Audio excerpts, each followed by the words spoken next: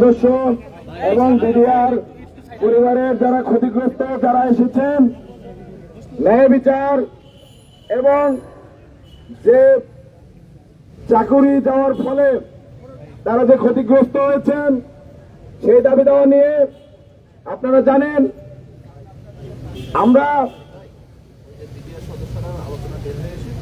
8 সদস্যের একটি প্রতিনিধি দল কিছুক্ষণ আগে স্বরাষ্ট্র উপদেষ্টার দপ্তরে গিয়েছিলাম এবং আপনারা শুনে অত্যন্ত আনন্দিত হবেন যে তারা আপনাদের এই দাবিটার প্রতি সম্পূর্ণ পজিটিভ। স্বরাষ্ট্র উপদেষ্টার দপ্তর থেকে আপনারা যারা অন্যায়ভাবে চাকরিচ্যুত হয়েছেন এবং বিগত 16 বছর ধরে মানবতার জীবনযাপন করছেন, তাদের এই বিষয়টি দেখার জন্য আমাদের একটি স্মারকলিপি তারা কমিশনের কাছে পাঠাবেন। যদি কমিশনের এই এখতিয়ার না থাকে তাহলে এর জন্য প্রয়োজনে অতিরিক্ত একটি কমিটি গঠন করে দেবেন। যারা হত্যাকাণ্ডের ফলে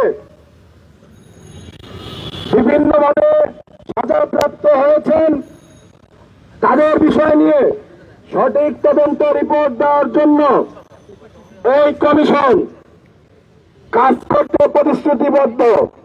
যদি এই কমিশনের কোন ধারা কিংবা কোন শর্ত দ্বারা এই কমিশনকে পুরোপুরি স্বাধীনতা না দেওয়া হয়ে থাকে তবে তারা আমাদের যে 8টি দাবি দেওয়া আছে তার প্রেক্ষিতে অবশ্যই বিবেচনা করবেন।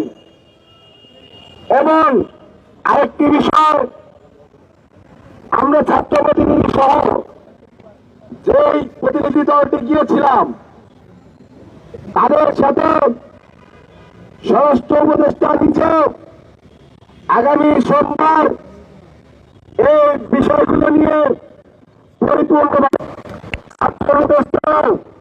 আপনাদের প্রতি সহানুভূতিশীল। একই সাথে হাসপাতাল থেকে শুরু করে প্রত্যেক নেতৃবৃন্দ আপনাদের সাথে সহমতি প্রকাশ করেছেন। আমরা এখন এই মুহূর্তে যেহেতু দুর্ভোগ হচ্ছে, আমরা এই স্থান ত্যাগ করে শহীদ মিনারে গিয়ে একত্রিত হব এবং আমরা আগামী সোমবারে সরাসরি স্বরাষ্ট্র উপদেষ্টার কাছ থেকে আমরা এই আদ্যপান্ত আপডেট নিব। ধন্যবাদ সকলকে।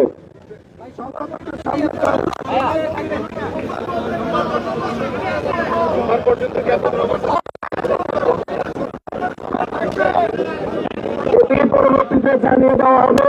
এখন আপাতত প্রত্যেকে শহীদ মিনারে যাবেন। ধন্যবাদ।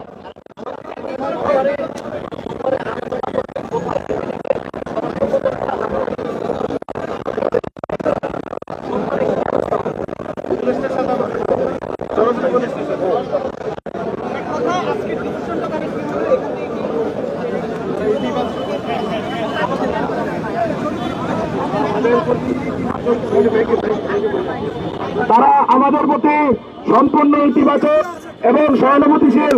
আমাদের যতগুলো দাবি দেওয়া সবগুলোই তারা আমাদের সাথে একাত্মতা ঘোষণা করেছে এবং আপনারা প্রত্যেকে সচেতন এবং সজাগ থাকুন, এখানে যেন কোন প্রকারের কোন ষড়যন্ত্র না হতে পারে। ধন্যবাদ সকলকে।